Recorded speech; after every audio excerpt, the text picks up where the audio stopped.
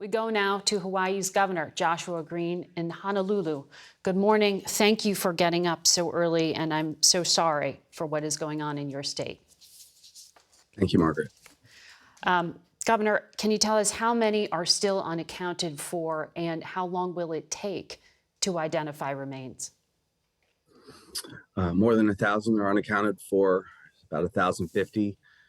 It will take several weeks still. Some of the challenges are going to be extraordinary. As you reported, 85% of the land of the impact zone has been covered now by what amounts to an army of search and rescue teams and 41 dogs. So at 85% of the land's been covered. Now we go into the larger buildings, which require peeling back some of the floors and structures. That last 15% could take weeks. We do have extreme concerns that because of the temperature of the fire, the remains of those who have died, in some cases, may be impossible to recover meaningfully. So there are going to be people that are lost forever. And right now we're working obviously with the FBI and everyone on the ground to make sure that we do what we can to assess who's missing. That is hard to hear, Governor. I know a local Maui official said a large number of the dead may have actually been children who were left home that day because schools were closed, many of them alone or with their grandparents. Is that the case? That is possible. That's what we're sharing here internally. That is possible that there will be many children. This is the largest catastrophe and disaster that's ever hit Maui. Probably it's ever hit Hawaii outside of wartime events. So we just thank everyone in the world for reaching out and supporting us through all of the ways that they can. Right now, we are trying to make sure everyone is sheltered, and we begin to get all the federal resources we can to make life in some way livable for the survivors. That's where we are at the moment. When will the surviving children of West Maui be able to return to school? What do they need? In some cases, they're returning later this week. Children can go to any school that's in the region or where they are. We have 6 hotels that are basically full with families and their children that have survived. We also are doing distance learning. A lot of that was implemented during the COVID pandemic. There are just so many things to share. King Kamehameha Elementary School in Lahaina is burned to the ground. I mean, it's totally gone. It used to host 650 children. Some of those children have passed. Others will, of course, go to neighboring schools. You have to remember this is a very rural part of Hawaii, and that's one of the challenges. So schools are far apart. We've authorized other means of transportation, vans and things to help families get farther distances to school. As we've been discussing, there are now a lot of questions about all of the policies and procedures. The National Weather Service had issued a fire watch for your state August 6th, a few days before the fire hit. With the siren system, you said to CNN on Monday and again on Tuesday that you believe some of the sirens were broken. When did you learn they weren't fully functional? We assess every siren across the state on the first of the month, and then we ask people to update them and fix them to their abilities. Of course, as a person, as a father, as a doctor, I wish all the sirens went off.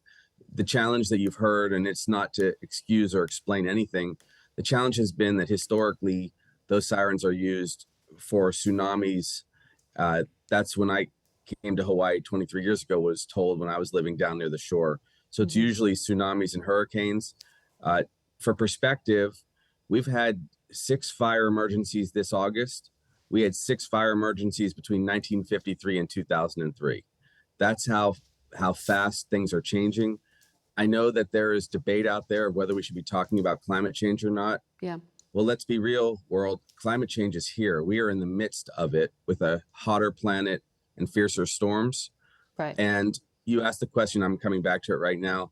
Do I wish those sirens went off? Of course I do. And I think that the answer that the emergency administrator from Maui, who's resigned, said was, of course, utterly unsatisfactory to the world. But it is the case that we've historically not used those kind of warnings for fires. I understand. And I know that you are conducting a review, but given that your state is experiencing a drought and you're in hurricane season, can you say whether other Hawaiian towns are as vulnerable as Lahaina was? We worry about a lot of our state, Waikoloa on the Big Island, which was experiencing a fire at the same time and required evacuations. We're worried about them. We worry about all of our state. Some of the state, which is denser and more urban, like Waikiki, has a lot more water and a lot more firefighters and a lot more support. Yeah. Oahu has 3/4 of the population of the state. But we've had, although it's not been reported in the press, we've had multiple small fires, some on Oahu, some on Big Island, of course, more on Maui, even in the days since the fire. And the firefighters, I want to thank them. They've been heroic in this period of time. They've just been constantly working and everyone has stepped up. But yes, we're worried and we have done all that we can at the moment to continue to warn people that this is a season of fire. And everyone, of course, doesn't need more reminding because of what happened in Lahaina. There has been scrutiny of the largest utility, Hawaiian Electric, because there were images, I know you know this, of power lines possibly starting fires. Last year, that company had proposed an upgrade of the grid with Lahaina as a priority area and suggested a rate hike to do that. Do you know why that didn't happen and if that contributed? I don't know personally whether or not the power lines were the primary reason the fire occurred. That's why I asked for a comprehensive review. I think 2 days into this, which is very atypical. Normally, these kind of investigations come months or more later. But Yeah. we have to ask that question. We have to ask the question on every level of how any one city, county, state could have done better, and the private sector. This is the world that we live in now. In this case, and I've seen footage of it from some of the survivors, I've seen footage of how it looked during the fire and how things were exploding and what the fierce winds looked like. They were 80 miles per hour gusting. And the fire, I'm now told, was as high as 2,000 degrees Fahrenheit. It just destroyed everything. It's not to excuse anything else from any company. It's just to explain what the world should prepare for. And I humbly ask all of the cities and states to spend that money now to prevent disasters like we're seeing here.